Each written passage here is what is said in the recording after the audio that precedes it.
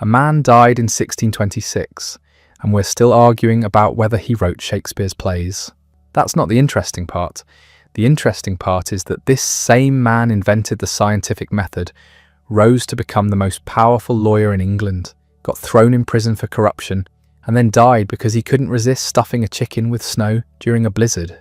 Francis Bacon's life was a study in contradictions, and understanding those contradictions means understanding how the modern world began. Born on January 22nd, 1561, at York House near the Strand in London, Francis Bacon entered a world already prepared for his arrival.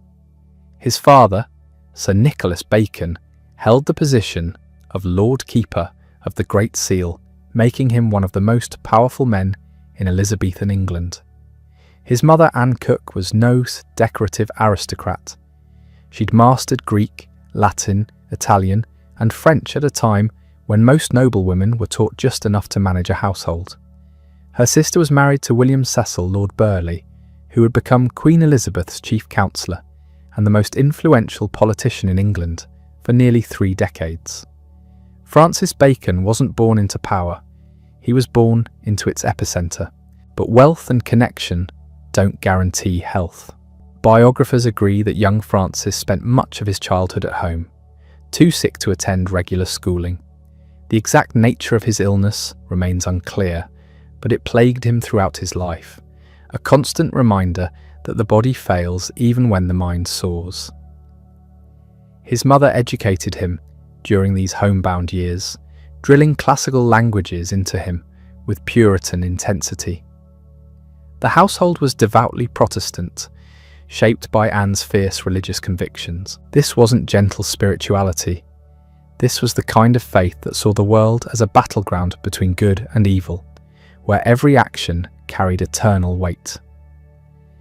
At 12 years old, Francis was healthy enough to attend Trinity College, Cambridge.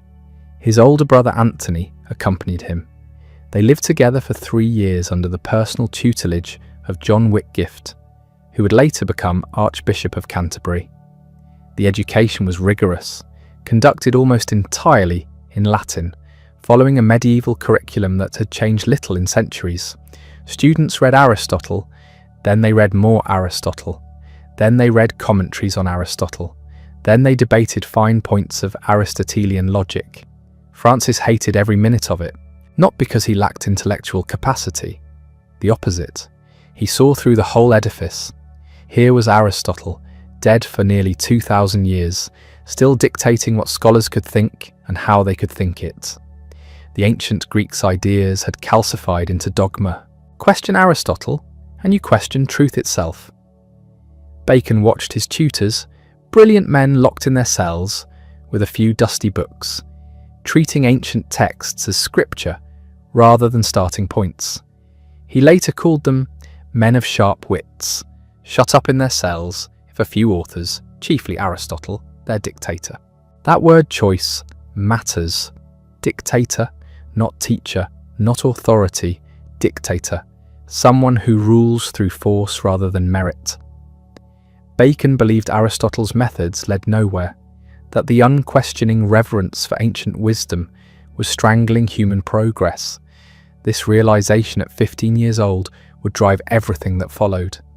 The scientific method, the emphasis on experimentation, the rejection of received wisdom, all of it traced back to a teenager sitting in Cambridge, bored and frustrated, watching scholars worship at the altar of dead certainty. But philosophy doesn't pay bills. A year after enrolling at Gray's Inn to study law, Bacon left England to work under Sir Amyas Paulet, the British ambassador to France. Paris in the 1570s offered everything Cambridge lacked: real politics, genuine intrigue, the machinery of power operating in full view. Bacon absorbed it all, learning how diplomacy actually worked, how deals were struck, how information flowed through networks of influence. Then in 1579, his father died. The timing couldn't have been worse. Sir Nicholas had accumulated a substantial sum to purchase an estate for his youngest son, ensuring Francis would have the income and status to pursue a career in public service. But he died before completing the purchase. Francis inherited a fifth of what had been promised, just enough to get into debt. Not enough to live independently. He borrowed money. The debt grew. By 1598, nearly 20 years later, he'd be arrested leaving the Tower of London after a legal consultation. Creditors literally seizing him in the street. Financial desperation shapes decisions. Bacon returned to Gray's Inn in 1579, supplementing his meagre inheritance with a grant from his mother of a manor near Romford that generated £46 annually. It wasn't enough. It was never enough. He needed a position, a post at court, something that would provide security and the freedom to pursue knowledge. Through his uncle, Lord Burghley, he applied for various positions. They all failed. Advancement required patience and connections, and while Bacon had the latter, the former tested him constantly. He qualified as an outer barrister in 1582. 2 years later, he won election to Parliament representing Cornwall. This marked the beginning of a political career that would span nearly 4 decades, from 1584 to 1617. His first major political writing appeared that same year, a letter of advice to Queen Elizabeth. 23 years old, drowning in debt, and he's offering counsel to the most powerful woman in Europe. The audacity is breathtaking. So is the quality of the writing, Elizabeth noticed. But notice doesn't translate to position. Bacon spent the next several years watching lesser talents advance past him, brilliant men promoted while he remained on the margins. The frustration must have been crushing. Here was someone who could see further than his peers, think more clearly, write more persuasively, yet he couldn't secure the appointment he needed. Part of the problem was his personality. Bacon was cautious, calculating, watchful. He didn't inspire passionate loyalty the way more charismatic figures did. People respected his mind. They didn't warm to his person. Around 1591, probably no later than July, Bacon made the acquaintance of Robert Devereux, Earl of Essex. 23 years old, dashing, impulsive, passionate, everything Bacon wasn't. Essex was also a favourite of the Queen, a rising star with military glory and political ambition. More importantly, he liked Bacon. The friendship, if you can call it that, began warmly. Essex provided patronage. Bacon provided counsel. The arrangement worked until it didn't. Essex's problem was that he confused boldness with wisdom. He took military risks that failed. He pushed political schemes that backfired. He accumulated enemies faster than allies, burning through the Queen's goodwill with alarming speed. Bacon watched this happening. He advised caution. Essex ignored him. The relationship between them grew complicated, a mixture of genuine affection, political calculation, and mounting frustration on both sides. The disaster came in 1601. Essex, convinced he could force the Queen to accept his demands, attempted what can only be described as a coup. He gathered armed supporters and marched through London, expecting the city to rise in his favour. It didn't. The attempt collapsed within hours. Essex was arrested, tried for treason, and faced execution. Bacon, in his capacity as Queen's counsel, prosecuted the case. This is where the story gets ugly. Essex had been Bacon's patron, his friend, the man who'd supported him when others wouldn't. Now Bacon stood in court dismantling Essex's defence, arguing that armed rebellion against the crown was treason regardless of the rebels' intentions. He fixed responsibility on Essex personally, cutting through the various excuses and justifications, making the case that collecting an armed force and marching on the palace constituted clear evidence of treasonable intent. Essex was executed. Bacon's reputation never recovered from the stain. Critics then and now have argued he should have recused himself, that prosecuting your benefactor violated every principle of loyalty and friendship. Bacon's defenders point out he was Queen's counsel, that refusing the assignment would have ended his career immediately, that he was doing his job. Both positions miss something important. Bacon made a choice. He chose his career over his friend. Whether that choice was moral or pragmatic or inevitable doesn't change what it reveals about the man.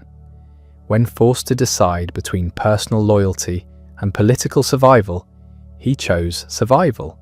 He always would. Elizabeth died in 1603. James I took the throne, and suddenly Bacon's fortunes reversed. The new king knighted him almost immediately. From 1604 to 1618, Bacon climbed the ladder of state power systematically, filling a succession of increasingly prestigious positions. In 1613, he became Attorney General. 5 years later, at 57 years old, he reached the summit, Lord Chancellor, the highest appointed office in England. He also received noble titles, becoming Baron Verulam and Viscount St Albans. 3 years before his knighthood, in 1606, Bacon married Alice Barnum. He was 45. She was a wealthy heiress. The marriage appears to have been primarily financial, a practical arrangement between a man who needed money and a woman whose fortune needed managing. Bacon's secretary later wrote that the marriage involved much conjugal love and respect, but other accounts paint a different picture. Alice was interested in status and wealth. When Bacon's finances deteriorated, she complained bitterly. Some sources suggest she travelled among their circle of friends, asking for financial assistance, trying to maintain the lifestyle she'd expected. The marriage produced no children. Whether this was by choice, by chance, or due to the couple's apparent incompatibility remains unclear. What's certain is that as Bacon climbed higher in political life, his personal life remained strangely empty. He had colleagues, not friends. He had a wife, not a partner. He had power, not peace. The apex of his political career came in 1618, when James made him Lord Chancellor. Bacon was now the most powerful lawyer in England, the king's chief legal advisor, a man who sat at the centre of every major political decision. He'd spent his entire adult life pursuing this position. He held it for 3 years. In 1621, everything collapsed. Bacon's enemies in Parliament, and he'd accumulated many over the decades, brought charges of corruption. Specifically, they accused him of accepting bribes in cases where he served as judge. Bacon could have fought the charges. He could have denied them, forced a full investigation, used his considerable legal skills to defend himself. Instead, he confessed. Yes, he'd accepted gifts from litigants. Yes, he'd taken money from people whose cases were pending before him. He maintained the payments never influenced his judgments, that he'd often ruled against those who'd paid him, but he admitted the basic facts. Why confess? The answer reveals the political calculation behind the charges. The real target wasn't Bacon, it was the Duke of Buckingham, the king's favourite, a man far more powerful and far more vulnerable than Bacon. If Parliament had gone after Buckingham directly, James would have fought back, triggering a constitutional crisis. Bacon was the scapegoat. By sacrificing him, James protected Buckingham. And Bacon, reading the situation clearly, understood that resistance was futile. The king wasn't going to save him. Fighting would only make things worse. He resigned from office. He was fined £40,000, an enormous sum. He was briefly imprisoned in the Tower of London. He was banished from court. He lost every position he'd spent his life acquiring. At 60 years old, Francis Bacon's political career ended in disgrace. But something unexpected happened next. The fall from power, devastating as it was, freed him from the endless demands of political life. For the first time in decades, Bacon could focus entirely on what he'd always claimed mattered most: philosophy. The final 5 years of his life, from 1621 to 1626, produced some of his most important work. No longer bound by political obligations, he threw himself into his grand project, the Instauratio Magna, the Great Instauration, his plan for completely rebuilding human knowledge on new foundations. He couldn't finish it. The task was too large, the time too short. But he completed crucial parts. In 1622, he published Historia Ventorum, a history of winds. The following year came Historia Vitae et Mortis, examining life and death through systematic observation rather than classical authority. These weren't just books, they were demonstrations of his new method, showing how natural philosophy should work when freed from Aristotelian constraints. In 1623, he published an expanded Latin edition of his earlier work, The Advancement of Learning. In 1625, a third edition of his essays appeared, enlarged and refined. The essays deserve attention because they reveal a different Bacon than the one who wrote philosophical treatises. Here he's practical, worldly, offering advice about everything from friendship to fortune, to how to handle a difficult boss. The prose is dense, aphoristic, quotable. Knowledge is power. That's Bacon.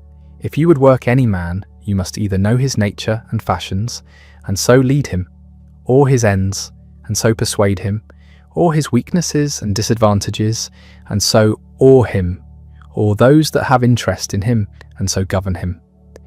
Also Bacon, these aren't the words of an idealistic philosopher. This is someone who spent 40 years navigating political power, learning how humans actually behave rather than how they should behave. But we need to talk about the scientific method, because that's what Bacon is remembered for. And understanding what he actually contributed requires separating legend from reality.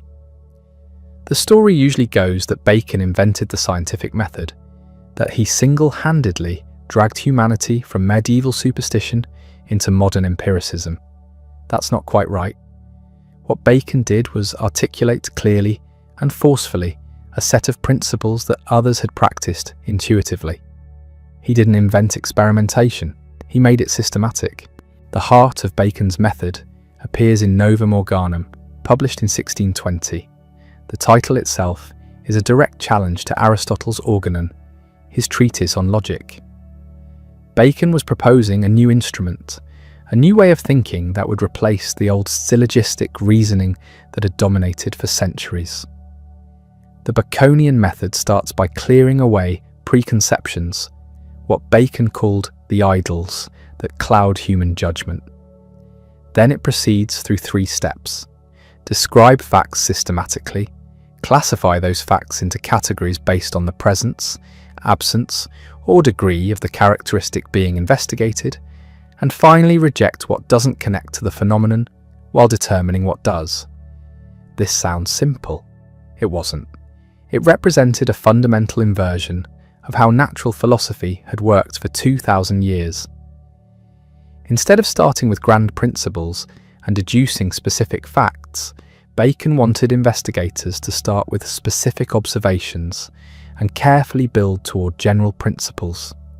Instead of reasoning from authority, he wanted reasoning from evidence. Instead of elegant theories disconnected from reality, he wanted messy experiments that revealed how nature actually behaved. Crucially, Bacon insisted that knowledge should serve practical purposes.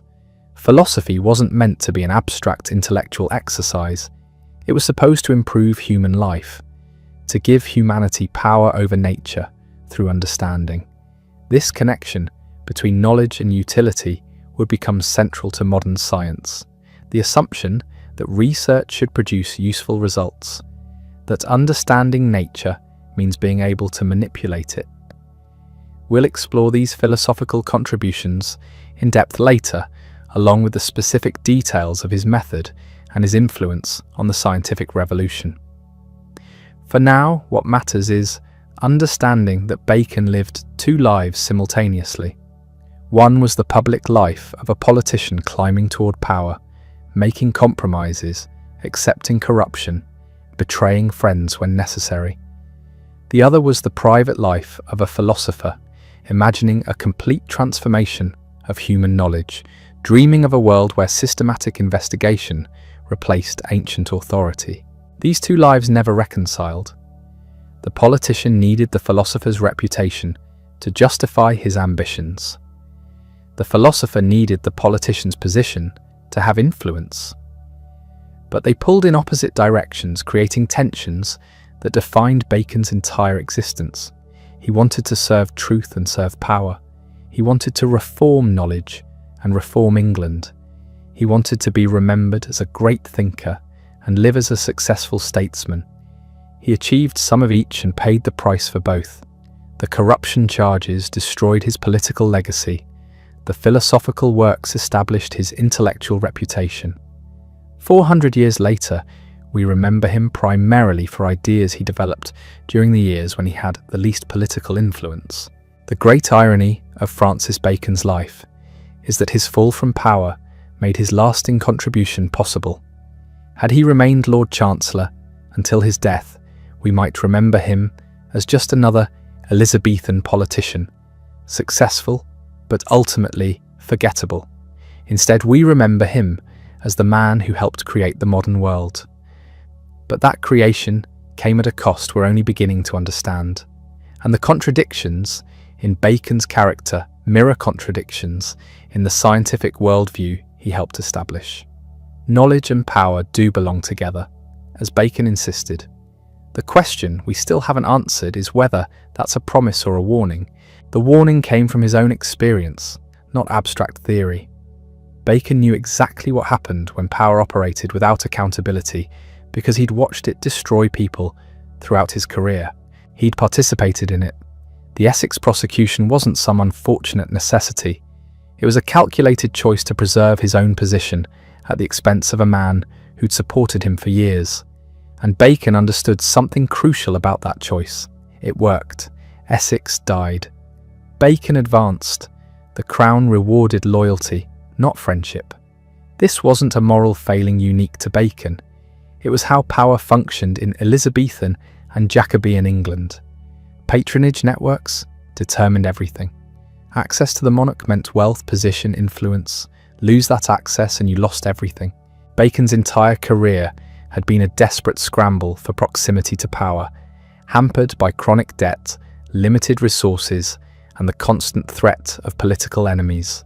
He succeeded through intelligence, persistence, and willingness to do whatever proved necessary. The philosophical writings emerged from this same environment. When Bacon wrote about systematic knowledge gathering, about the importance of organized investigation, about institutions dedicated to discovering truth, he was describing an alternative to the chaotic, personality-driven world he inhabited. Natural philosophy could be different. It could operate according to principles rather than patronage. Scientists could collaborate instead of compete. Knowledge could accumulate systematically rather than depending on individual genius scattered across generations. This vision of organized science was revolutionary precisely because it rejected the assumptions governing every other area of Elizabethan life. But Bacon never questioned the fundamental premise. Power itself wasn't the problem. The issue was making power effective, making it productive, directing it toward useful ends. A well-organized state with proper institutions could achieve extraordinary things. Science needed similar organization. Both required hierarchy, coordination, central direction. Freedom wasn't the goal, efficiency was. The Novum Organum, published in 1620, when Bacon was 59 and serving as Lord Chancellor, laid out this vision with remarkable clarity. The title itself was a challenge. Aristotle's organon had dominated logic for nearly 2 millennia. Bacon was proposing a new instrument to replace it entirely. Not modify it, not improve it, replace it. The book opens with an illustration showing a ship sailing beyond the Pillars of Hercules, the ancient boundary of the known world. The message was explicit. Traditional philosophy had confined human understanding within artificial limits. Bacon's method would break through those boundaries into unexplored territory. But the Novum Organum wasn't just about method. It was a diagnosis of why previous natural philosophy had failed and a prescription for fixing it. The diagnosis centered on what Bacon called the four idols, systematic sources of error that corrupted human understanding. These weren't individual mistakes.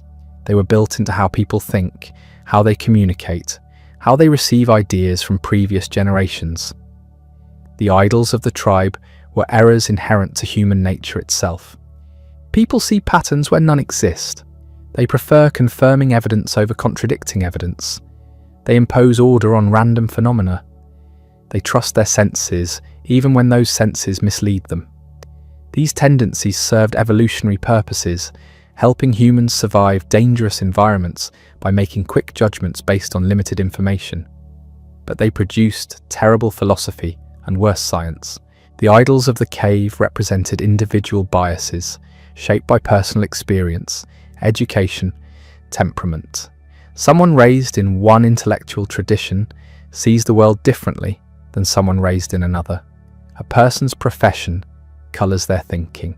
Their reading history creates blind spots.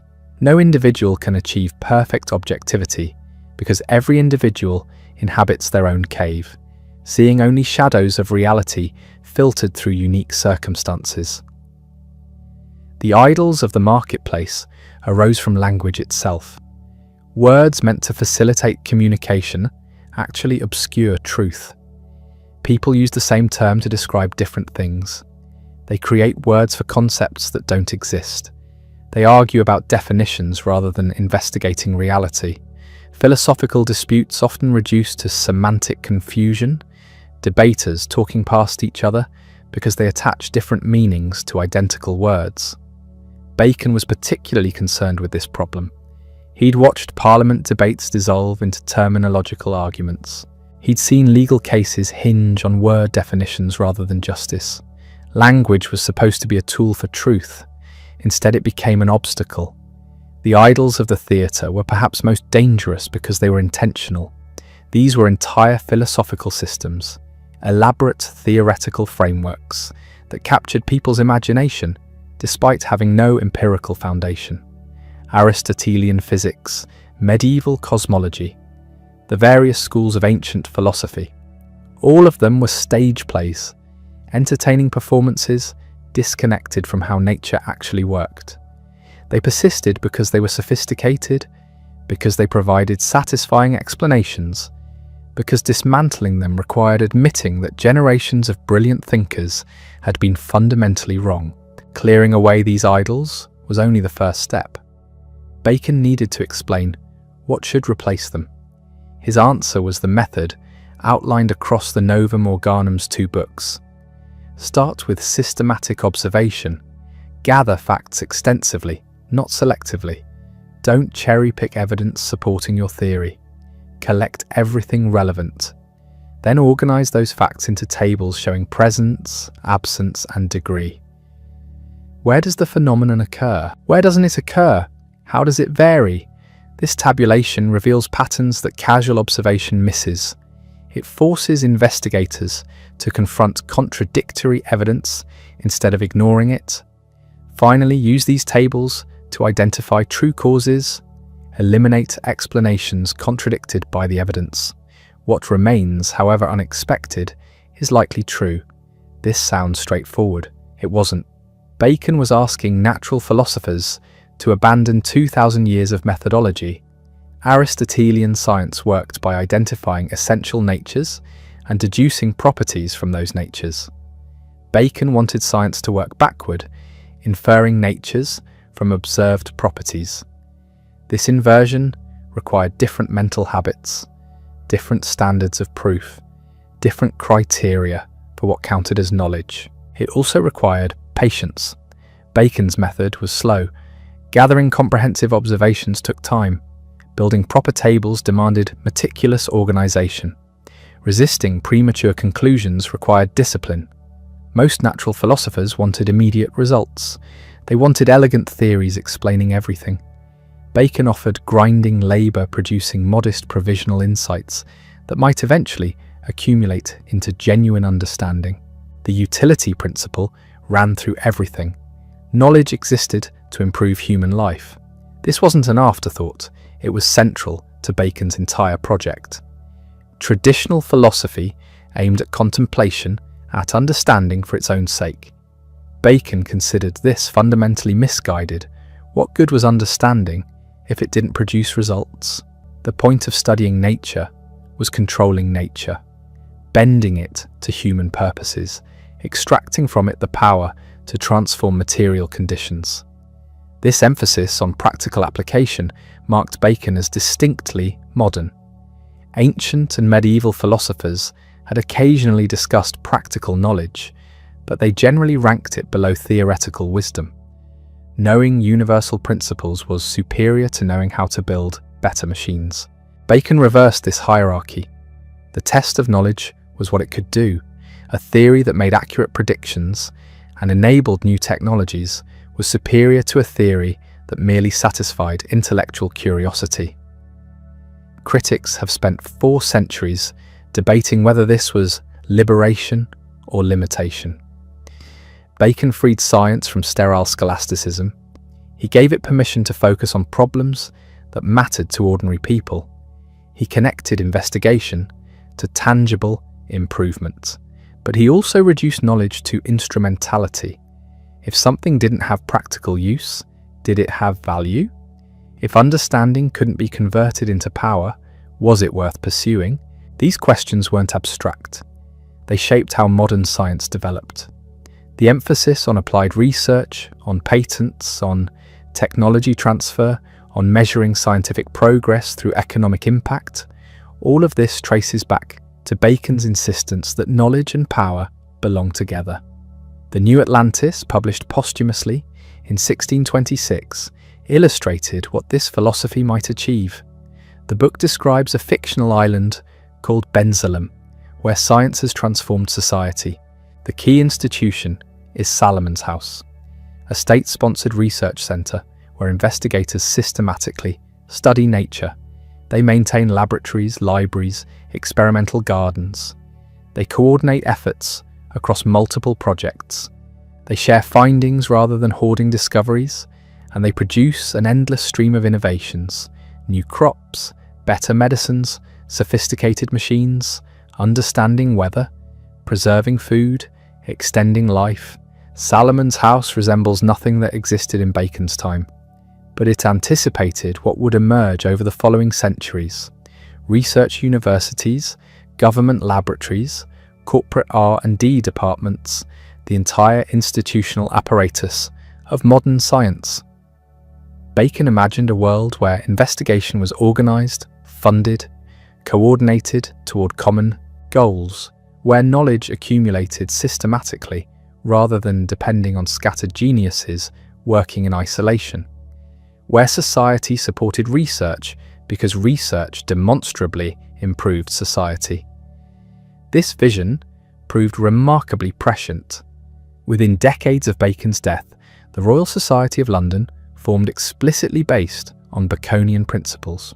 Its motto, nullius in verba, take nobody's word for it, captured Bacon's rejection of authority in favour of evidence.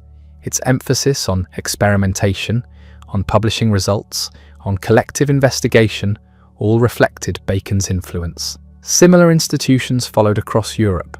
The scientific revolution didn't happen because individuals suddenly became smarter. It happened because investigation became institutional, organised, systematic. But there's something unsettling about the New Atlantis that often gets overlooked. Salomon's House isn't democratic. It's hierarchical, secretive, elitist. The researchers decide which discoveries to share with the public and which to keep hidden. They operate independently of political oversight. They serve the state but exist outside normal accountability structures.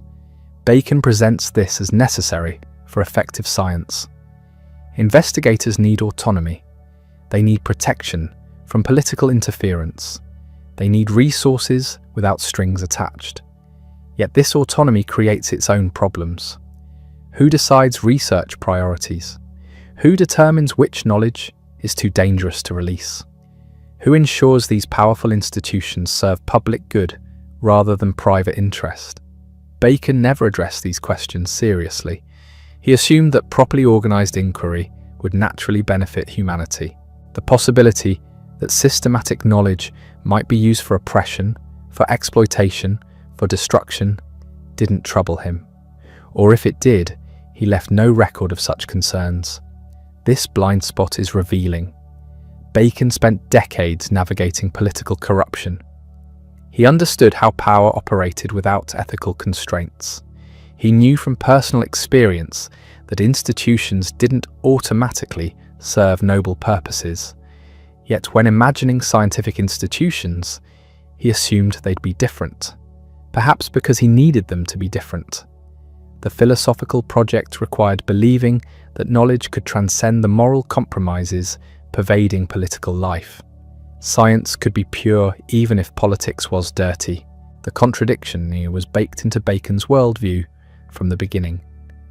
He wanted knowledge to produce power but assumed that power would be benevolent. He wanted systematic investigation but assumed it would yield truth rather than just useful fictions.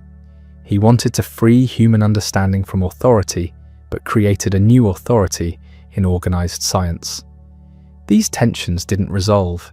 They became part of modernity itself. We still struggle with the same questions. How do we support scientific research while ensuring accountability? How do we encourage innovation while preventing misuse? How do we balance the autonomy scientists need with the oversight society requires? Bacon didn't cause these problems, but his philosophy articulated them with unusual clarity, and his influence helped establish the institutional structures within which they play out. The final 5 years of Bacon's life, after his fall from political power, were consumed by writing. He knew time was running out. The great project, the Instauratio Magna, remained incomplete. He'd published the Novum Organum, but that was only part 2 of a 6-part plan. The full renovation of human knowledge required works he'd never finish. Still, he pushed forward. 2 natural histories appeared, Historia Ventorum in 1622 and Historia Vitae et Mortis in 1623. These exemplified the Baconian method, systematically gathering observations about wind and about life and death. They weren't theoretical works. They were data collections, raw material for future investigators to analyse. In 1623, he published De Dignitate et Augmentis Scientiarum, an expanded Latin version of his earlier advancement of learning. This surveyed the entire landscape of human knowledge, identifying gaps, suggesting improvements, arguing for systematic organisation of intellectual effort.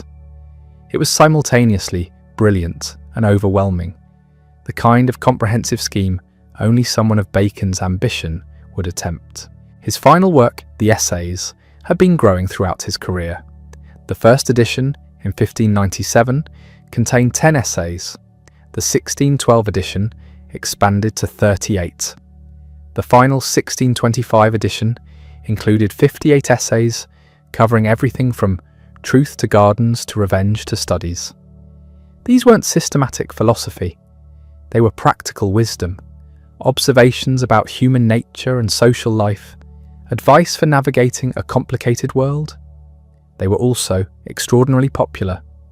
The essays went through multiple printings, were translated into several languages, influenced writers across Europe. They remain readable today in ways that Bacon's Latin philosophical works often aren't. The style is compressed, aphoristic, dense with insight. Revenge is a kind of wild justice. Men fear death as children fear to go in the dark. Reading maketh a full man, conference a ready man, and writing an exact man. These sentences stick because they capture something true about human experience in memorable language. The essays also reveal something Bacon's philosophical works often hide: his understanding of failure. He wrote about disappointment, about ambition thwarted, about the gap between what people intend and what they achieve. These weren't abstract observations. They came from living a life where grand plans repeatedly collided with messy reality. Of Studies contains his most famous lines about reading and its purposes, but it's of great place that cuts deeper. The rising unto place is laborious, and by pains men come to greater pains. He knew what he was talking about. Decades climbing the ladder, compromising, calculating, only to fall spectacularly at the summit. Men in great place are thrice servants, servants of the sovereign or state, servants of fame, and servants of business. These weren't complaints. Bacon never indulged in self-pity. They were observations delivered with the detachment of someone who'd seen the mechanism from inside and understood how it worked. The essays don't offer comfort or easy answers. They offer clarity about human nature's constancy across time and circumstance. Meanwhile, Bacon's health continued deteriorating. The chronic weakness that had plagued him since childhood worsened with age. He suffered from gout, kidney stones, frequent fevers. His body was wearing out faster than his mind. The irony wasn't lost on him. Here was a man who'd written extensively about prolonging life, about the possibility of defeating aging through systematic investigation, and he couldn't even keep himself comfortable. In March 1626, something happened that would cement Bacon's legend in a way all his philosophical works couldn't. He was travelling through snow near Highgate with the royal physician when a question occurred to him. Could cold preserve flesh the way salt did? It was the kind of question his method demanded be answered through experiment rather than speculation. They stopped the carriage. Bacon purchased a chicken from a nearby cottage, had the woman gut it, then stuffed the cavity with snow himself. He wanted to see if the cold would slow decay. This wasn't theoretical anymore. He was doing science, testing a hypothesis through direct manipulation of materials. Exactly what he'd been advocating for decades. The experiment worked in a sense. The cold did preserve the chicken, but Bacon caught a severe chill. Within days he developed bronchitis. The condition worsened rapidly. He took refuge at the Earl of Arundel's house, but the room assigned to him was damp and poorly heated. His fever spiked, his breathing grew laboured. On April 9th, 1626, Francis Bacon died. He was 65 years old. The official cause was pneumonia brought on by the experiment with snow. Whether the story's entirely accurate doesn't matter much. It's too perfect a death for a philosopher of experimental method, killed by his own insistence on testing ideas rather than accepting them on authority. John Aubrey's account, supposedly told to him by Thomas Hobbes, describes Bacon as a martyr to science. The image stuck. Here was a man who literally died pursuing knowledge through empirical investigation. The chicken experiment became more famous than anything in his natural histories. It captured the imagination in ways systematic tables of observations never could. What did Bacon leave behind? Financially, not much. His estate was worth about £7,000 in assets and £6,000 in land. His debts exceeded £23,000. Even in death, the money situation remained a disaster. His wife Alice survived him by many years, eventually remarrying.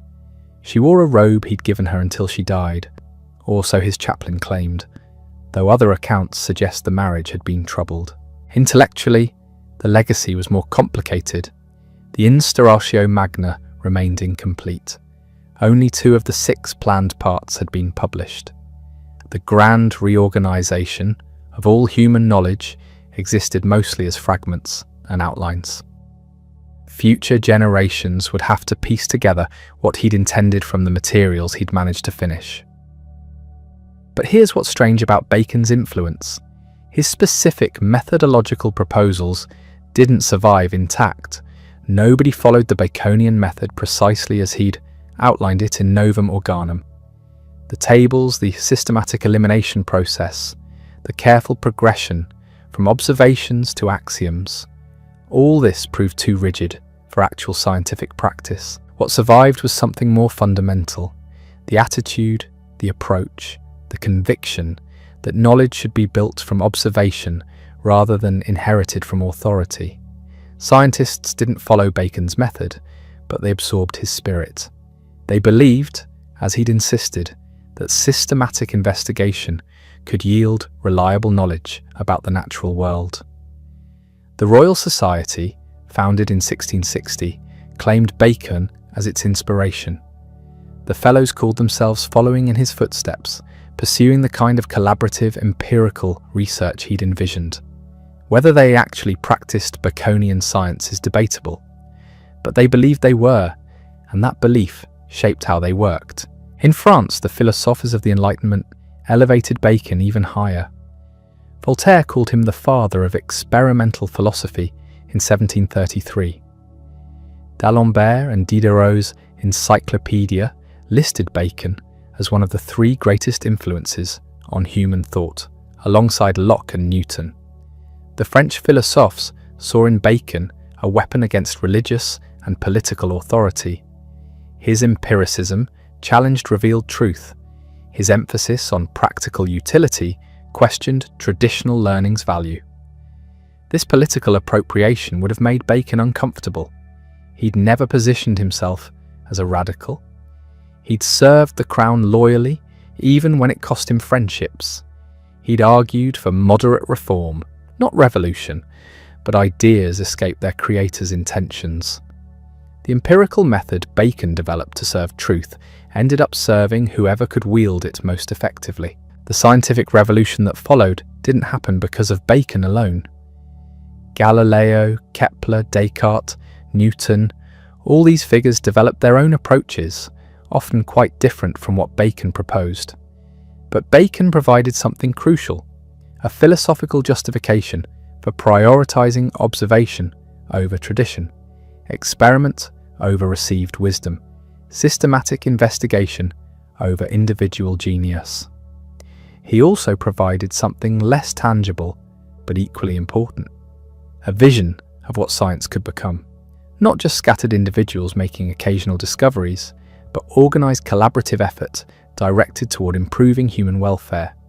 The Research Institute, the Scientific Society, the government-funded laboratory, all these owe something to Bacon's dream of systematized knowledge production.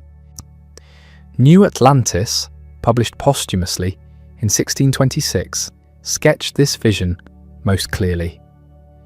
The utopian island of Bensalem featured Salomon's House, a state-sponsored research institution where investigators gathered data and natural philosophers analysed results. The goal wasn't abstract understanding but practical improvement of human life. Salomon's House anticipated modern research institutions with uncanny accuracy, specialised investigators focusing on particular domains, systematic sharing of results, institutional support for long-term projects. Even the division between data collection and theoretical interpretation matches how science often operates today. Bacon imagined all this before anything like it existed, but he also imagined the social structure surrounding this institution. The scientists of Salomon's House held enormous prestige. Society honoured them, supported them, trusted their judgment. They operated with both freedom and responsibility, pursuing knowledge while serving the common good. This part proved more difficult to realise. The tension between scientific autonomy and social accountability remains unresolved. Bacon's influence on subsequent philosophy was equally complex.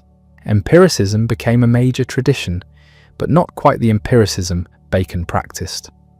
Locke, Berkeley, Hume, all these British empiricists claimed descent from Bacon while developing positions he wouldn't have recognised. They focused on the theory of knowledge in ways Bacon never did. His concern was method, not epistemology. The scientific method itself evolved far beyond Bacon's proposals.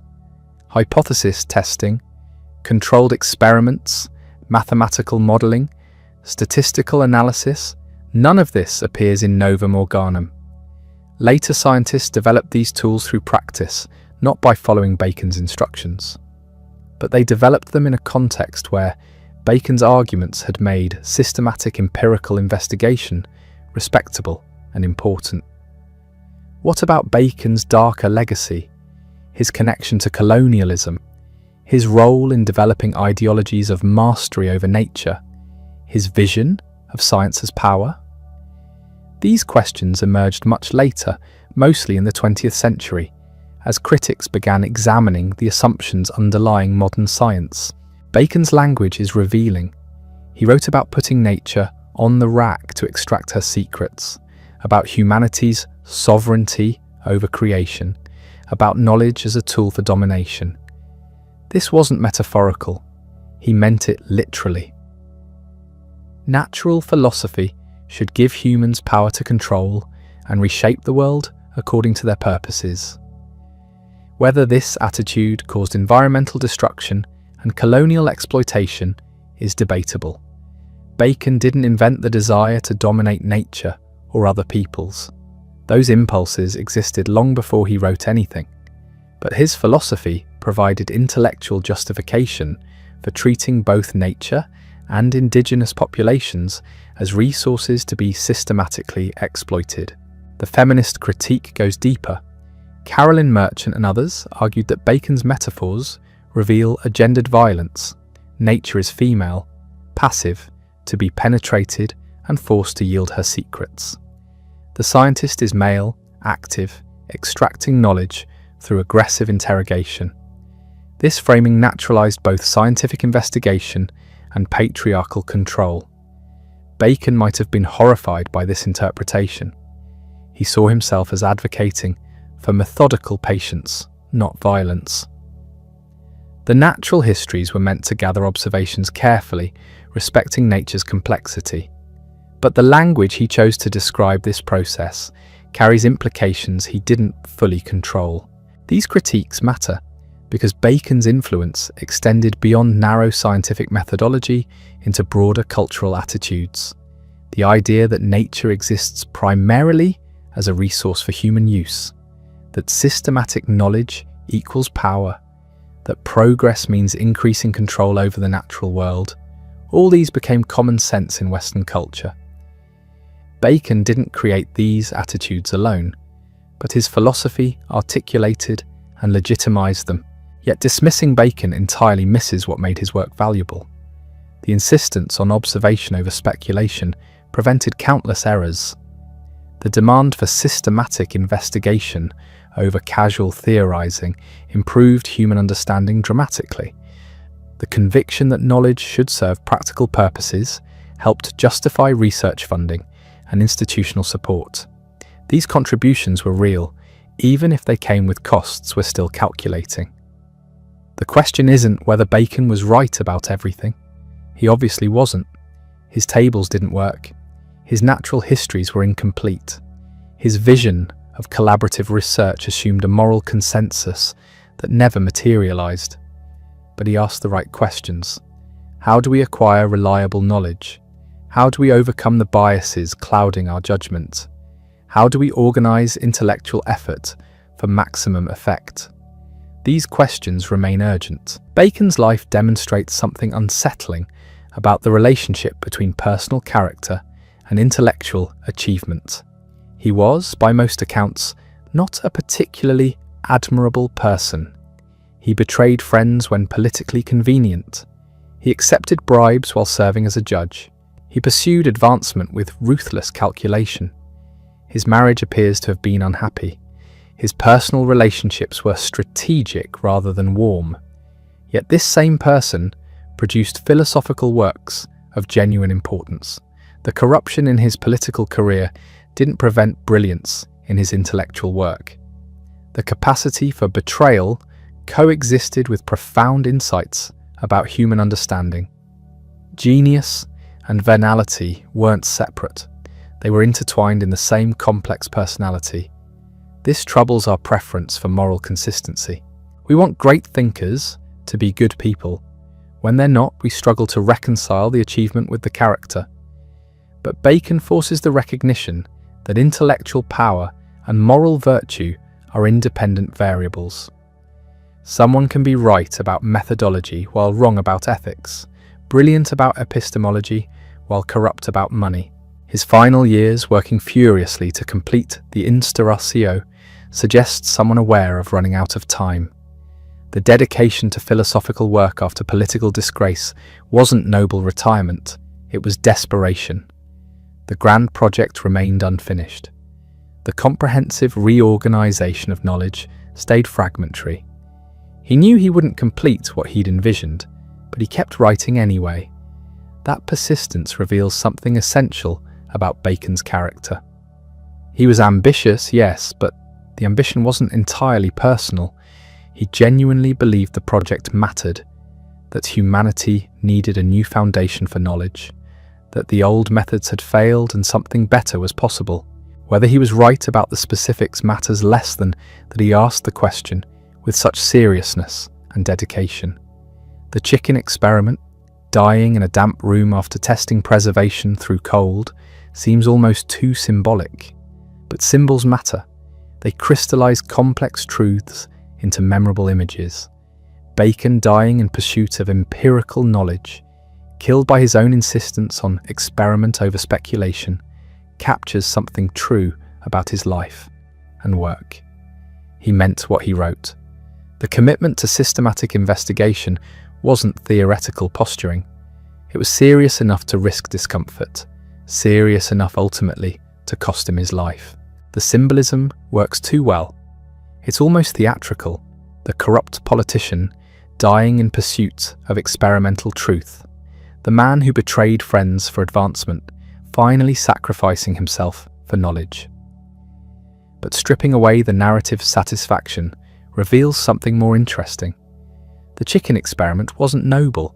It was cold, uncomfortable, and ultimately pointless. Bacon didn't discover anything useful about preservation. He just got sick. The dedication to empiricism didn't require that particular test at that particular moment. He could have waited for better weather, warmer accommodation, healthier circumstances, but he didn't. Why? Compulsion, maybe.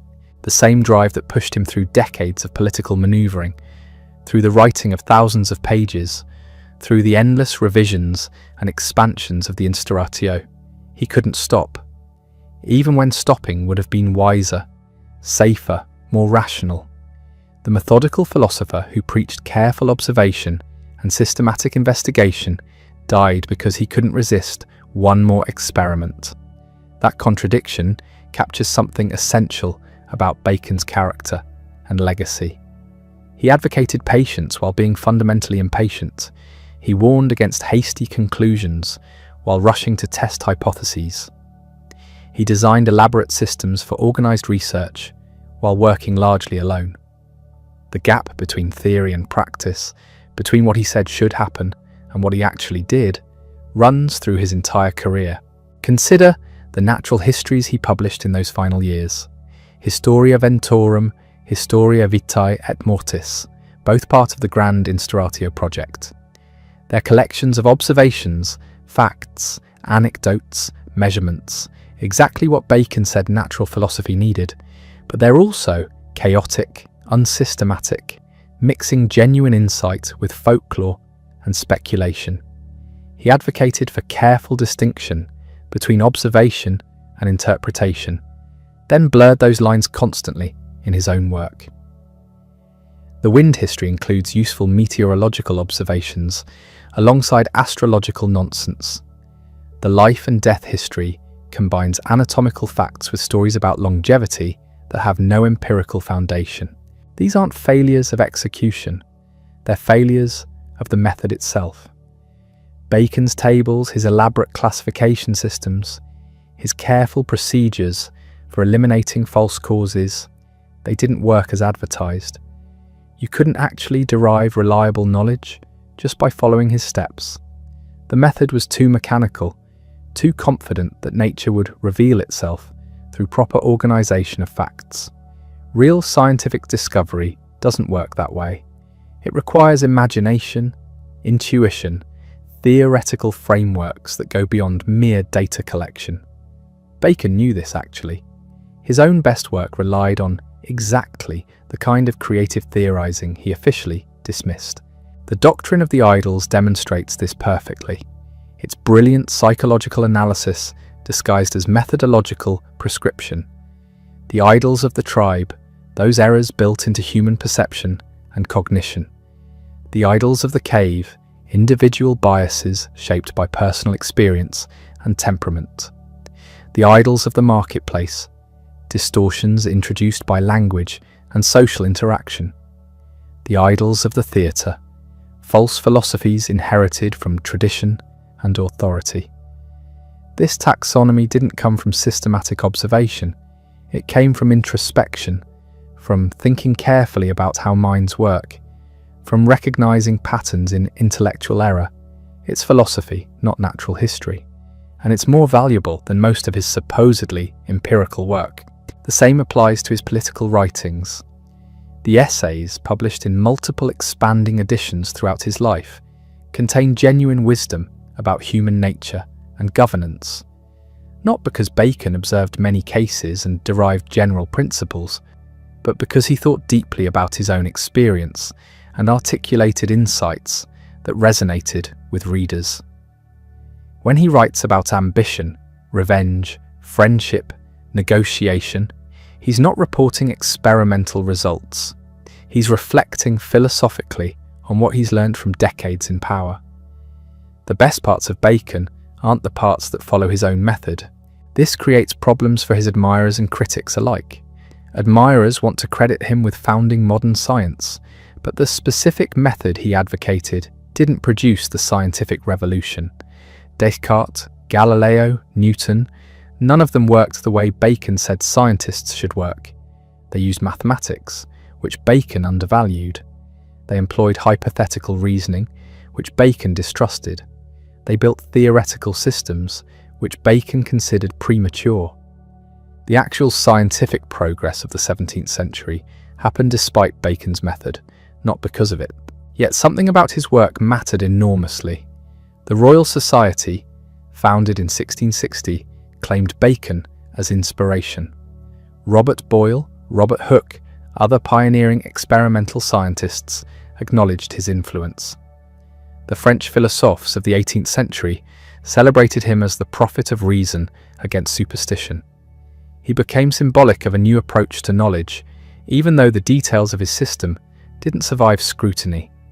What survived was the attitude, the insistence that nature should be interrogated through experience rather than authority, the conviction that knowledge should serve human welfare rather than abstract contemplation, the recognition that systematic error plagues human reasoning and requires methodical correction.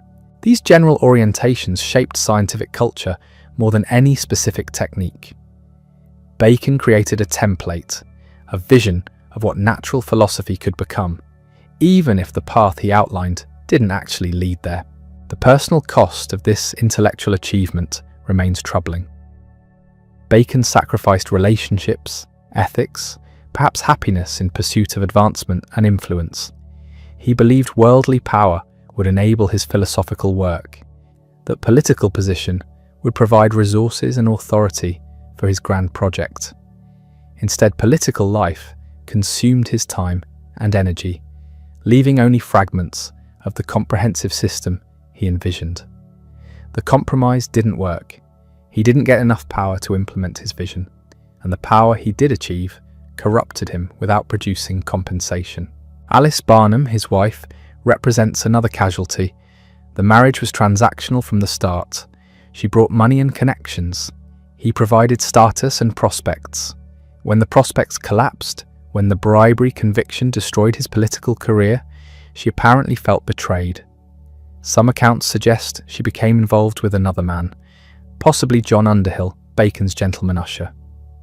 Whether this happened before or after Bacon's death is disputed, but the relationship was clearly troubled. Bacon left her almost nothing in his will beyond the required dower. He gave generously to servants, to friends, to institutions, but his wife received minimal consideration. The pattern repeats throughout his life.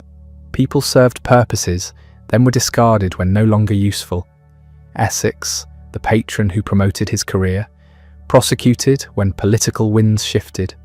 Colleagues in Parliament, allies when convenient, abandoned when they became liabilities. Even his brother Anthony, who worked alongside him for years, faded from the record without much sentiment. Bacon wasn't cruel exactly. He was instrumental. People were means to ends, and the ends involved his work, his advancement, his grand philosophical project. This instrumentalism extended to his writing. The essays were expanded and revised through multiple editions, not because Bacon had new insights to share, but because each new edition could attract patronage and attention. The dedications changed with political circumstances. The content was adjusted to current concerns. Even the philosophical works presented as disinterested pursuit of truth were crafted to appeal to potential supporters. The Novum Organum was dedicated to King James, with elaborate flattery about the king's wisdom and learning. The dedication served a purpose. None of this invalidates the content. An insight doesn't become false because it was expressed for strategic reasons, but it complicates the image of the pure philosopher dedicated solely to truth. Bacon was always calculating, always considering how work would be received, always positioning himself for advantage. The mind that produced brilliant analysis of human bias was itself thoroughly biased towards self-interest. The final quinquennium, those last 5 years devoted entirely to philosophical work, might seem like redemption. Political disgrace forcing return to first principles, corrupt politician becoming honest scholar. But even that narrative is too clean. Bacon kept hoping for restoration to favour. He wrote to the king, to Buckingham, seeking pardon, requesting positions, angling for rehabilitation. The philosophical work wasn't chosen freely. It was what remained after other options closed. He would have returned to power if given the chance. What he produced during those years matters regardless of motivation. The expanded De Augmentis Scientiarum, the Latin version of the Advancement of Learning with substantial additions, represented his most systematic statement about the organisation of knowledge. The natural histories, flawed as they were, demonstrated commitment to empirical investigation. The New Atlantis, published posthumously, outlined his vision of collaborative scientific research. All of this had influence, shaped how subsequent generations thought about knowledge and its pursuit. The New Atlantis deserves particular attention. Its utopian fiction describing Bensalem, an island society organised around Salomon's House, a state-sponsored research institution. Scientists there investigate nature systematically, developing technologies that improve human life. The institution has specialists for different tasks, some collecting observations, others conducting experiments, still others deriving general principles. It's collaborative, well-funded, focused on practical benefits. Bacon imagined organised science before it existed. The vision was prescient. Modern research institutions, universities, laboratories, they resemble Salomon's House more than anything that existed in Bacon's time. The division of labour, the systematic approach, the connection between basic research and practical application, all of this became standard. But Bacon's version was authoritarian. The scientists of Salomon's House decide what knowledge to share with the public and what to withhold. They're not accountable to democratic processes. They serve the state but also control information for their own purposes. The utopia contains seeds of technocracy, of rule by experts who aren't answerable to those they govern. This reflects Bacon's political experience and assumptions. He never trusted popular judgment. He believed governance required wisdom that ordinary people lacked. The same applied to natural philosophy. The masses couldn't understand sophisticated research. They needed to be given results, applications, technologies that improved their lives. But the actual work of investigation, the determination of what counted as knowledge, that belonged to trained specialists. Bacon's vision of science was never populist. It was elitist, hierarchical, organised from above. Modern science inherited this structure while adding democratic elements Bacon didn't anticipate. Peer review, replication, public funding, accountability. These represent attempts to check expert authority while maintaining specialised knowledge. The tension remains unresolved. How do you organize systematic research requiring expertise while keeping it accountable to broader society? Bacon posed the question without providing answers that satisfied later generations. His influence on the Enlightenment demonstrates both the power and the problems of his legacy. Voltaire, Diderot, the encyclopedists, they celebrated Bacon as champion of reason against superstition, of observation against dogma, of progress against tradition. They used his authority to attack the Catholic Church, aristocratic privilege, obscurantist philosophy. Bacon became a weapon in intellectual and political battles he never fought. The actual content of his work mattered less than the symbolic function he served. This appropriation distorted his views. Bacon was neither an atheist nor a Democrat. He was conventionally religious, attending church, writing theological works, seeing natural philosophy as revealing God's creation. He supported monarchy, opposed popular sovereignty, believed in rigid social hierarchy. The philosophes stripped away context and created a Bacon who fit their purposes. Now, they weren't wrong to do this exactly. Intellectual traditions developed through creative misreading as much as faithful transmission. But it means the Bacon who influenced the 18th century wasn't quite the person who lived in the 17th. The same pattern continues. Each era finds its own Bacon. The 19th century emphasized his inductivism, making him the prophet of Victorian scientific naturalism. The 20th century focused on his critique of language and social construction of knowledge, anticipating postmodern concerns. The 21st century sees his warnings about cognitive bias as predicting behavioral economics and psychology. All of these readings have textual support. Bacon's work is rich and contradictory enough to sustain multiple interpretations, but they can't all be equally accurate to his actual thought. What remains consistent is the sense that Bacon matters, that his work represents something important about how we acquire and organize knowledge.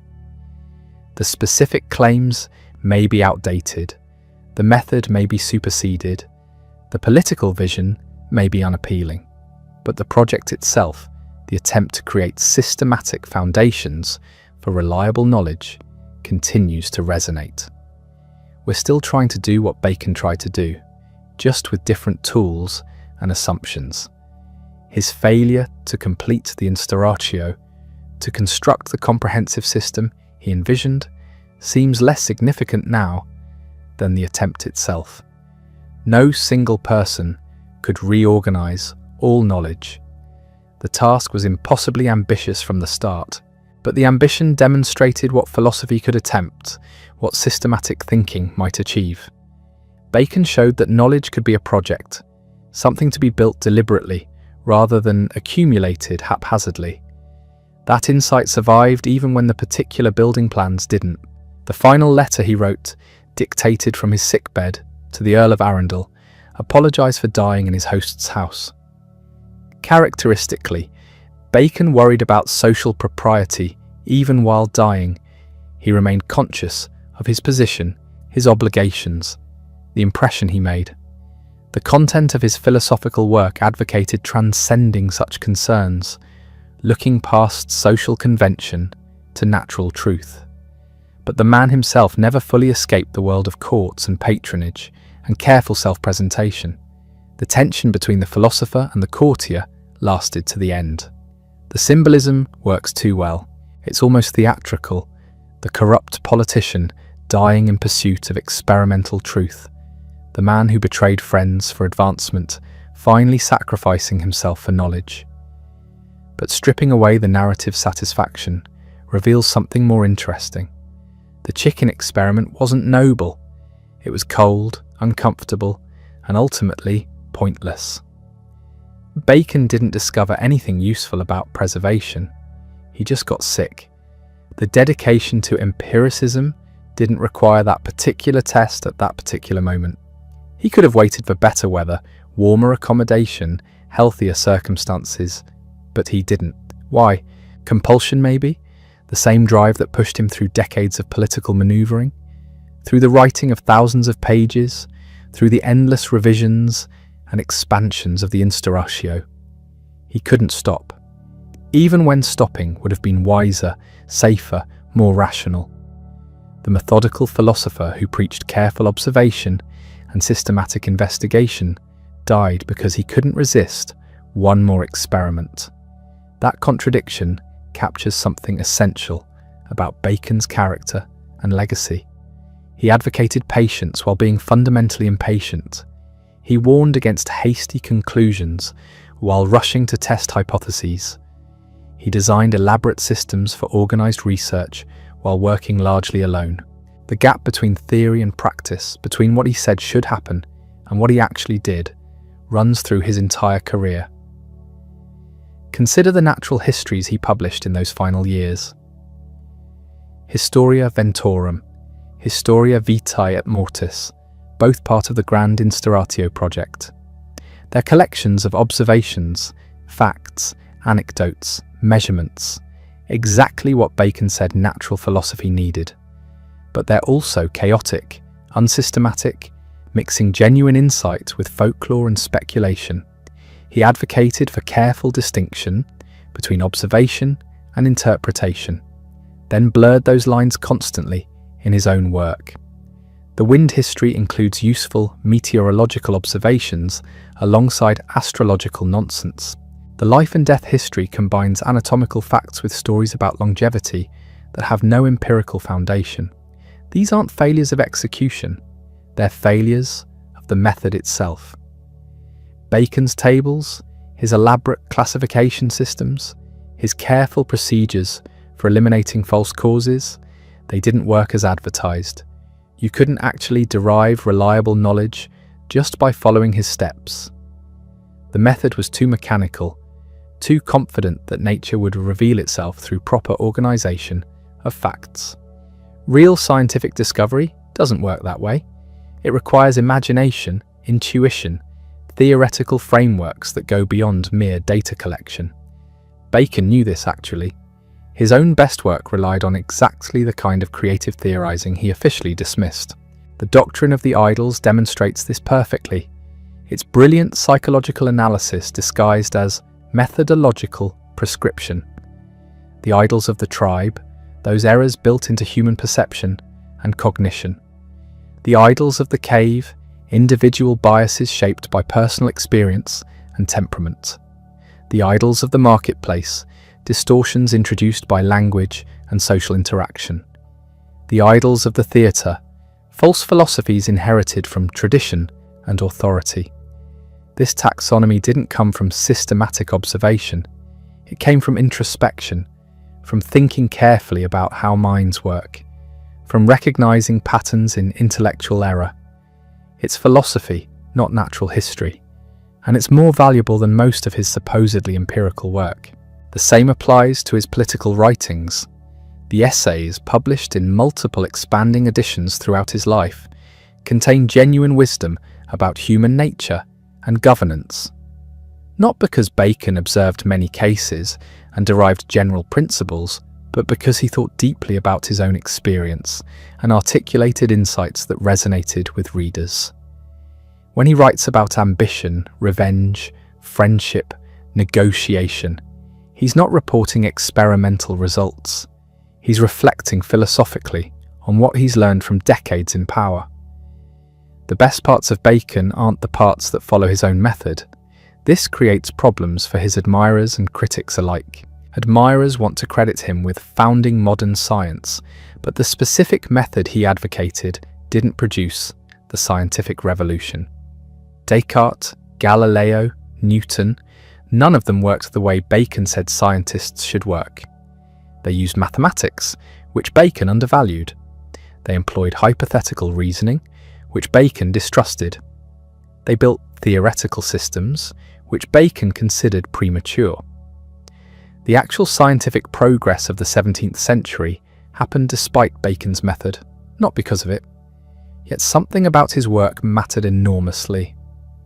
The Royal Society, founded in 1660, claimed Bacon as inspiration. Robert Boyle, Robert Hooke, other pioneering experimental scientists acknowledged his influence. The French philosophes of the 18th century celebrated him as the prophet of reason against superstition. He became symbolic of a new approach to knowledge, even though the details of his system didn't survive scrutiny. What survived was the attitude, the insistence that nature should be interrogated through experience rather than authority, the conviction that knowledge should serve human welfare rather than abstract contemplation, the recognition that systematic error plagues human reasoning and requires methodical correction. These general orientations shaped scientific culture more than any specific technique. Bacon created a template, a vision of what natural philosophy could become, even if the path he outlined didn't actually lead there. The personal cost of this intellectual achievement remains troubling. Bacon sacrificed relationships, ethics, perhaps happiness in pursuit of advancement and influence. He believed worldly power would enable his philosophical work, that political position would provide resources and authority for his grand project. Instead, political life consumed his time and energy, leaving only fragments of the comprehensive system he envisioned. The compromise didn't work.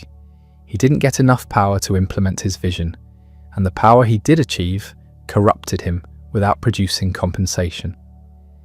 Alice Barnum, his wife, represents another casualty. The marriage was transactional from the start. She brought money and connections.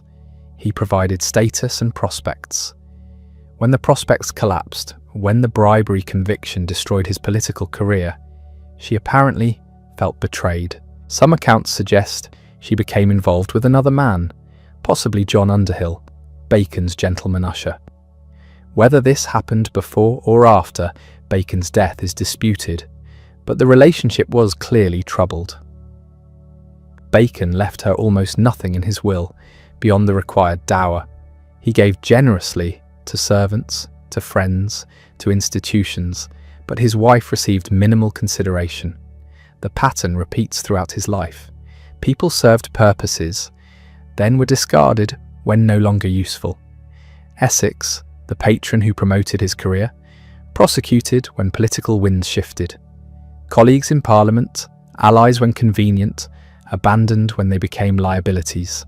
Even his brother Anthony, who worked alongside him for years, faded from the record without much sentiment. Bacon wasn't cruel exactly. He was instrumental. People were means to ends, and the ends involved his work, his advancement, his grand philosophical project. This instrumentalism extended to his writing. The essays were expanded and revised through multiple editions, not because Bacon had new insights to share, but because each new edition could attract patronage and attention. The dedications changed with political circumstances. The content was adjusted to current concerns. Even the philosophical works, presented as disinterested pursuit of truth, were crafted to appeal to potential supporters. The Novum Organum was dedicated to King James, with elaborate flattery about the king's wisdom and learning. The dedication served a purpose. None of this invalidates the content. An insight doesn't become false because it was expressed for strategic reasons, but it complicates the image of the pure philosopher dedicated solely to truth. Bacon was always calculating, always considering how work would be received, always positioning himself for advantage. The mind that produced brilliant analysis of human bias was itself thoroughly biased towards self-interest. The final quinquennium, those last 5 years devoted entirely to philosophical work, might seem like redemption. Political disgrace forcing return to first principles, corrupt politician becoming honest scholar. But even that narrative is too clean. Bacon kept hoping for restoration to favour. He wrote to the king, to Buckingham, seeking pardon, requesting positions, angling for rehabilitation. The philosophical work wasn't chosen freely. It was what remained after other options closed. He would have returned to power if given the chance. What he produced during those years matters regardless of motivation. The expanded De Augmentis Scientiarum, The Latin version of The Advancement of Learning with Substantial Additions represented his most systematic statement about the organization of knowledge. The natural histories, flawed as they were, demonstrated commitment to empirical investigation. The New Atlantis, published posthumously, outlined his vision of collaborative scientific research. All of this had influence, shaped how subsequent generations thought about knowledge and its pursuit. The New Atlantis deserves particular attention. Its utopian fiction, describing Bensalem, an island society organized around Salomon's House, a state-sponsored research institution. Scientists there investigate nature systematically, developing technologies that improve human life. The institution has specialists for different tasks, some collecting observations, others conducting experiments, still others deriving general principles. It's collaborative, well-funded, focused on practical benefits. Bacon imagined organized science before it existed. The vision was prescient. Modern research institutions, universities, laboratories, they resemble Salomon's House more than anything that existed in Bacon's time. The division of labour, the systematic approach, the connection between basic research and practical application, all of this became standard. But Bacon's version was authoritarian. The scientists of Salomon's House decide what knowledge to share with the public and what to withhold. They're not accountable to democratic processes. They serve the state, but also control information for their own purposes. The utopia contains seeds of technocracy, of rule by experts who aren't answerable to those they govern. This reflects Bacon's political experience and assumptions. He never trusted popular judgment. He believed governance required wisdom that ordinary people lacked. The same applied to natural philosophy. The masses couldn't understand sophisticated research. They needed to be given results, applications, technologies that improved their lives. But the actual work of investigation, the determination of what counted as knowledge, that belonged to trained specialists. Bacon's vision of science was never populist. It was elitist, hierarchical, organized from above. Modern science inherited this structure while adding democratic elements Bacon didn't anticipate. Peer review, replication, public funding, accountability. These represent attempts to check expert authority while maintaining specialized knowledge. The tension remains unresolved. How do you organize systematic research requiring expertise while keeping it accountable to broader society? Bacon posed the question without providing answers that satisfied later generations. His influence on the Enlightenment demonstrates both the power and the problems of his legacy. Voltaire, Diderot, the encyclopedists, they celebrated Bacon as champion of reason against superstition, of observation against dogma, of progress against tradition. They used his authority to attack the Catholic Church, aristocratic privilege, obscurantist philosophy. Bacon became a weapon in intellectual and political battles he never fought. The actual content of his work mattered less than the symbolic function he served. This appropriation distorted his views. Bacon was neither an atheist nor a Democrat. He was conventionally religious, attending church, writing theological works, seeing natural philosophy as revealing God's creation. He supported monarchy, opposed popular sovereignty, believed in rigid social hierarchy. The philosophers stripped away context and created a Bacon who fit their purposes. They weren't wrong to do this exactly. Intellectual traditions develop through creative misreading as much as faithful transmission. But it means the Bacon who influenced the 18th century wasn't quite the person who lived in the 17th. The same pattern continues. Each era finds its own Bacon. The 19th century emphasized his inductivism, making him the prophet of Victorian scientific naturalism. The 20th century focused on his critique of language and social construction of knowledge, anticipating postmodern concerns. The 21st century sees his warnings about cognitive bias as predicting behavioral economics and psychology. All of these readings have textual support. Bacon's work is rich and contradictory enough to sustain multiple interpretations, but they can't all be equally accurate to his actual thought. What remains consistent is the sense that Bacon matters, that his work represents something important about how we acquire and organize knowledge.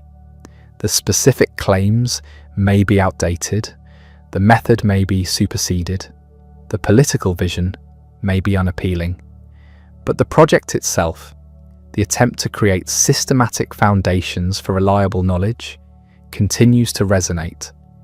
We're still trying to do what Bacon tried to do, just with different tools and assumptions. His failure to complete the instauratio, to construct the comprehensive system he envisioned, seems less significant now than the attempt itself. No single person could reorganize all knowledge. The task was impossibly ambitious from the start. But the ambition demonstrated what philosophy could attempt, what systematic thinking might achieve. Bacon showed that knowledge could be a project, something to be built deliberately rather than accumulated haphazardly. That insight survived even when the particular building plans didn't. The final letter he wrote, dictated from his sickbed to the Earl of Arundel, apologised for dying in his host's house. Characteristically, Bacon worried about social propriety even while dying. He remained conscious of his position, his obligations, the impression he made. The content of his philosophical work advocated transcending such concerns, looking past social convention to natural truth. But the man himself never fully escaped the world of courts and patronage and careful self-presentation. The tension between the philosopher and the courtier lasted to the end. His death became another story, another piece of the legend. The chicken stuffed with snow, the experiment gone wrong, the philosopher dying in pursuit of knowledge. It's almost too perfect, this ending. A man who spent decades advocating empirical method dies conducting an empirical test. The symbolism writes itself, but consider what actually happened. An elderly man with chronic health problems went out in winter weather, conducted a spontaneous experiment, got sick, and died. The snow had nothing to do with it. The chicken was incidental. Bacon was 65, not young, not healthy, living in an era when winter illnesses killed routinely. The experiment didn't kill him. March did. Yet the story persists because it fits. Bacon the martyr to science. Bacon dying as he lived, testing nature. The narrative is too satisfying to abandon, even when the facts don't quite support it. This is ironic for a man who spent his career warning against exactly this tendency, against letting attractive stories substitute for careful observation. The myth of Bacon's death reveals something about how we remember thinkers. We want their lives to illustrate their ideas. We want coherent narratives where the biography matches the philosophy. When reality doesn't cooperate, we adjust reality. Bacon would have recognised this as an idol of the theatre, the tendency to impose dramatic structure on messy actuality. What gets lost in the myth-making is the mundane reality of his final years. After his fall from power, Bacon lived quietly, mostly at Gorhambury, his family estate in Hertfordshire. He worked on his philosophical projects, yes, but he also managed property, dealt with creditors, worried about money. The life of the mind doesn't exempt you from the life of bills and debts and everyday concerns. His relationship with his wife Alice deteriorated during these years. Money was part of it. She'd married the Lord Chancellor, a man of power and wealth. Instead, she got a disgraced politician with massive debts. But there seems to have been more to it than finances. Contemporary gossip suggested she took lovers. Bacon's will, revised shortly before his death, cut her out almost entirely, leaving her only what the law required. Whatever affection had existed between them, it was gone by the end. He had no children. His legacy would be intellectual, not biological. Perhaps this mattered to him, perhaps not. The sources don't say. Bacon wrote obsessively about posterity, about his ideas surviving him, but whether he wanted biological descendants remains unknown.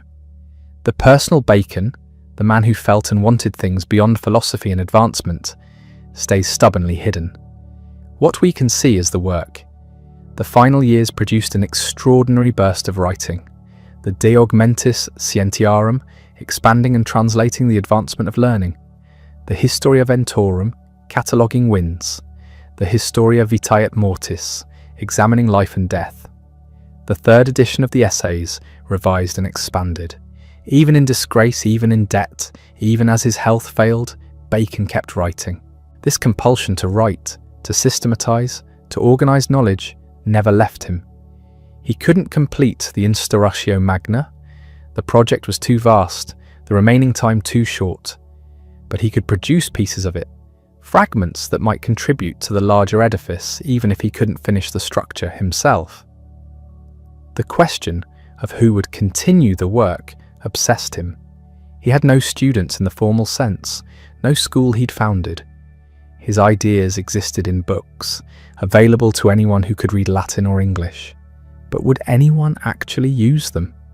Would the method find practitioners, or would it die with him? The answer came slowly. Bacon's immediate influence was smaller than his posthumous reputation suggests.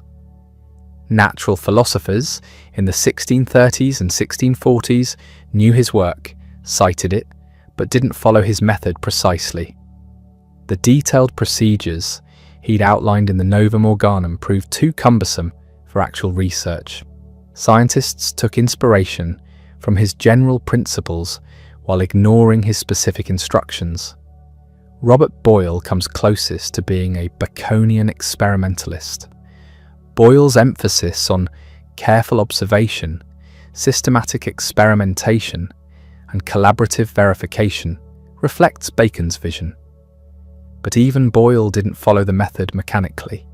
He adapted it, modified it, made it work for chemistry in ways Bacon hadn't anticipated. This is how intellectual influence actually works, through creative adaptation rather than slavish imitation.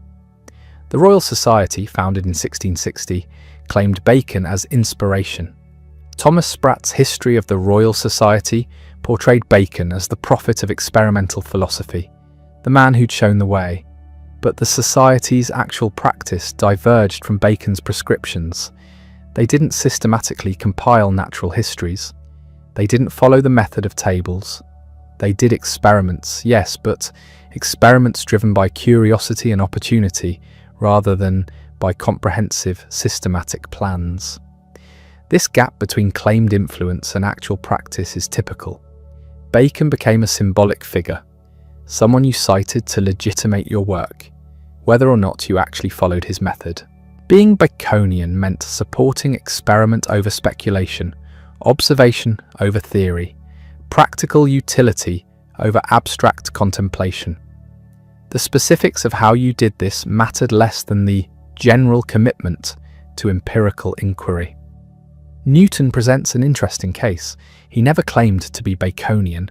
His method combined mathematical deduction with experimental testing in ways that don't fit Bacon's purely inductive approach. Yet Newton's success vindicated Bacon's broader argument that systematic investigation of nature could produce revolutionary insights. The Principia proved that natural philosophy could achieve certainty, could uncover laws, could transform human understanding. This was what Bacon had promised, even if Newton's path to it differed from Bacon's prescribed route. The 18th century elevated Bacon to canonical status. Voltaire, d'Alembert, Diderot, they presented him as the founder of modern philosophy, the man who'd broken with medieval scholasticism and shown the way forward. The Encyclopédie placed Bacon at the root of its tree of knowledge. He became an Enlightenment saint, the patron of reason and progress. This canonization required editing. Bacon's political conservatism didn't fit the Enlightenment narrative. His religious orthodoxy seemed embarrassing. His involvement in torture during interrogations, his prosecution of Essex, his acceptance of bribes, these got quietly minimised. What remained was Bacon the philosopher, Bacon the advocate of reason, Bacon the prophet of scientific progress. A sanitised version, useful for Enlightenment purposes, but not quite the person who actually lived. The 19th century brought different concerns. Victorian scientists and philosophers debated whether Bacon's method actually worked. John Stuart Mill defended induction while acknowledging its limitations. William Whewell argued that discovery required creative insight, not mechanical data collection. Both engaged seriously with Bacon's ideas, but both concluded that his method needed significant modification.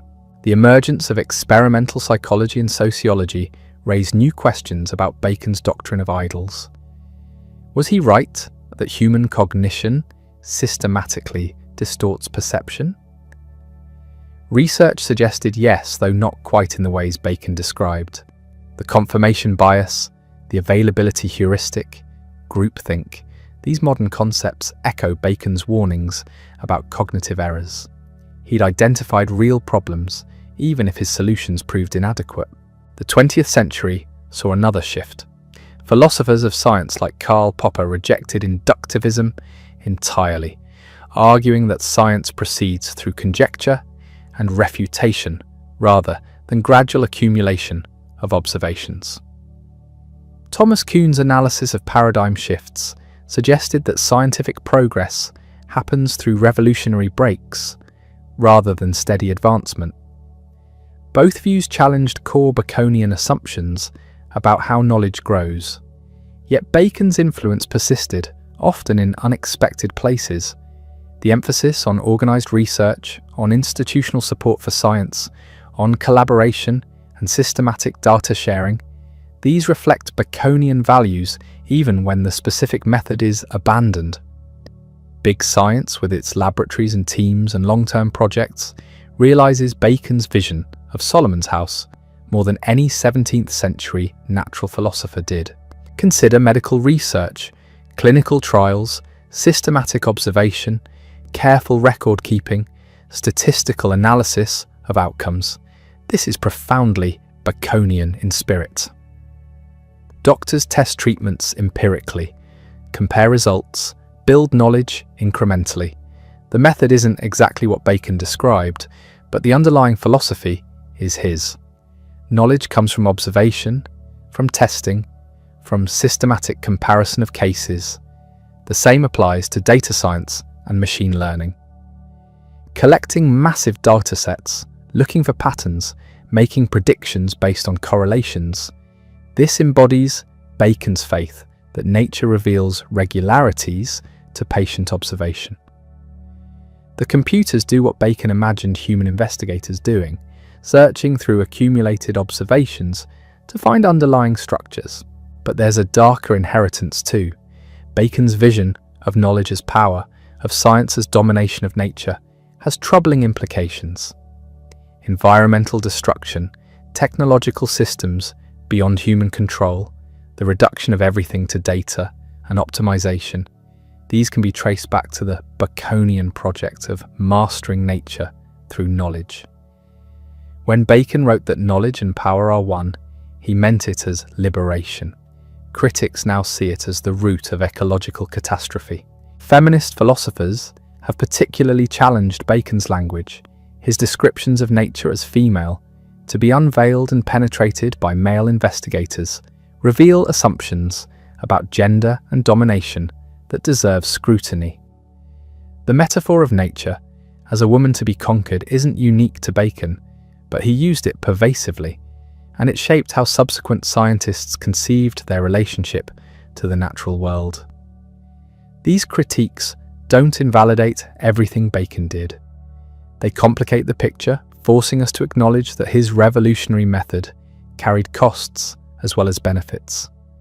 Knowledge as power can mean liberation or oppression, depending on who wields it and toward what ends. Bacon saw only the positive potential. We've learned to recognize the dangers. What remains valuable in Bacon's work?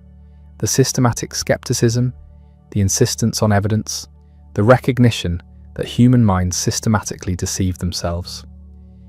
The doctrine of idols, in particular, still resonates.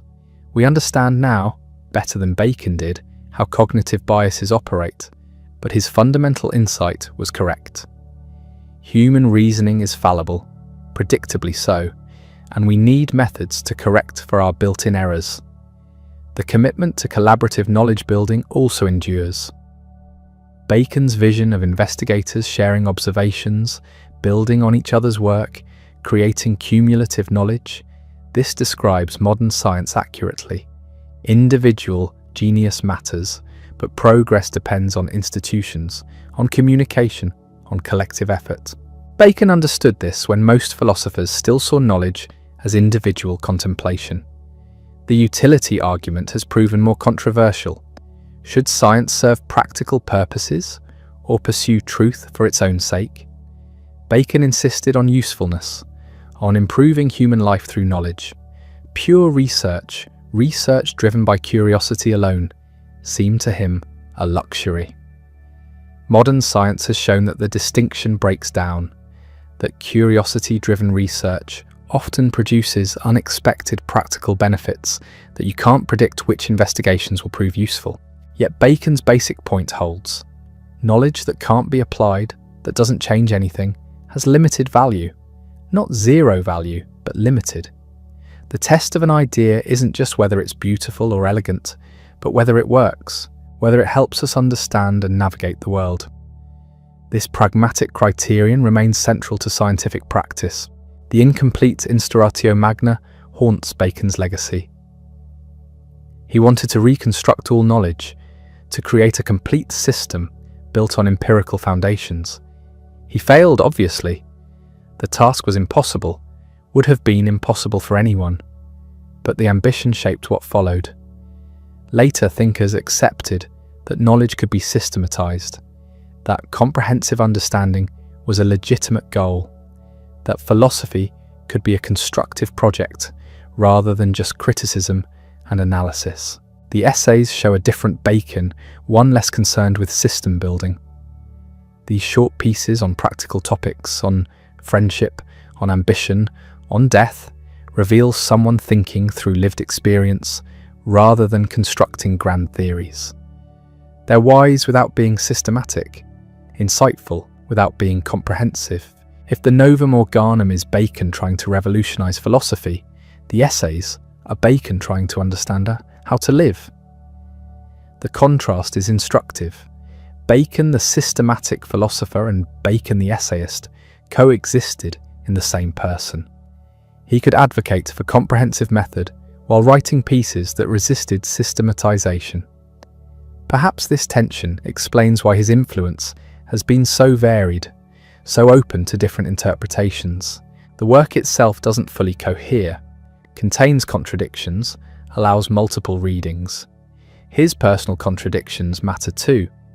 The man who wrote about truth served power cynically. The advocate of cooperative knowledge building betrayed his patron. The champion of utility accumulated debts pursuing his own advancement. These aren't hypocrisies exactly, but they're tensions that never resolved. Bacon wanted incompatible things, and got some of them at the cost of others. The question of whether he was a good person seems beside the point now. He did some admirable things and some despicable things. He helped torture suspects. He also wrote works that advanced human understanding. Both are true. Historical figures contain multitudes, and Bacon more than most. The complexity can't be reduced to a simple judgment. What can be said is that his life and work shaped how we think about knowledge, method, science, progress. The shape isn't always what he intended. His influence worked through transformation and distortion as much as direct transmission. But the influence is real, traceable, ongoing. The scientific revolution that followed happened without Bacon's direct participation. He died in 1626, conducting an experiment to the end. The story of his death became legendary, though the details are disputed.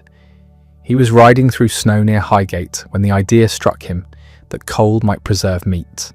He stopped the carriage, bought a chicken from a nearby cottage, and stuffed it with snow to test the hypothesis. The experiment worked, but Bacon caught a chill. Bronchitis developed. Within days, he was dead at Arundel House, writing letters about the successful preservation experiment, even as pneumonia killed him. A martyr to empiricism, some said. Others noted the irony of a man who advocated careful method dying from an impulsive roadside test. The Royal Society, founded in 1660, claimed Bacon as their intellectual ancestor. They weren't directly implementing his method. The tables of presence and absence proved too cumbersome for practical research, but they embraced his spirit. Experimental philosophy, collaborative investigation, practical application. These became their watchwords.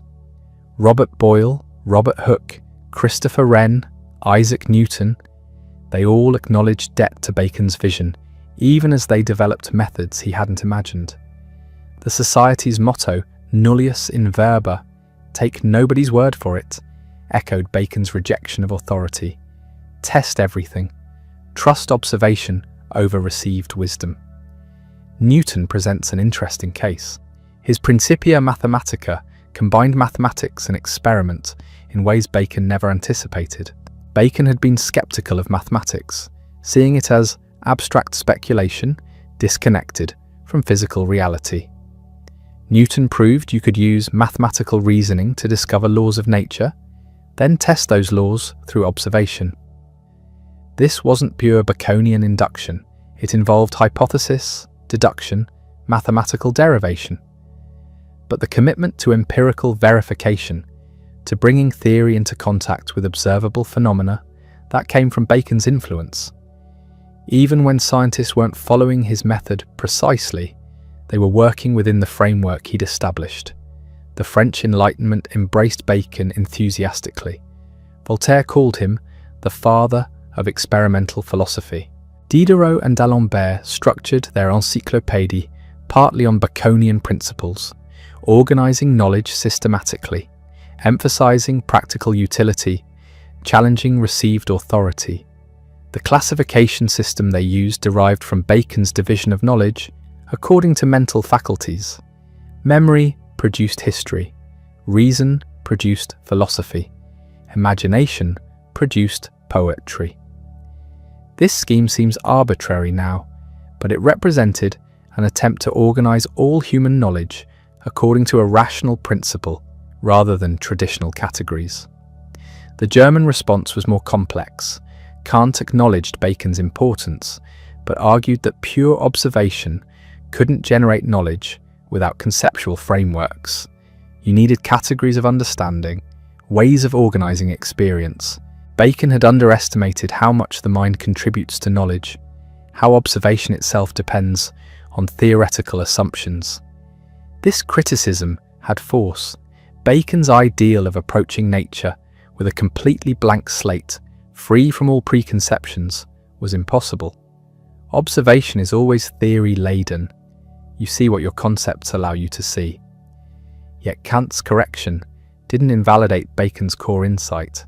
Even if pure induction is impossible, even if observation requires conceptual frameworks, the frameworks themselves must be tested against experience. You can't deduce the structure of nature from first principles alone. At some point, theory must confront evidence. Bacon established that principle, even if his account of how it works needed refinement. The 19th century brought new interpretations. John Stuart Mill developed a more sophisticated version of inductive logic, addressing problems Bacon hadn't solved. William Whewell emphasized the role of hypothesis and creative insight in scientific discovery, arguing against naive inductivism. But both acknowledged Bacon as the starting point. The conversation about scientific method that he initiated continued even as participants modified or rejected his specific proposals.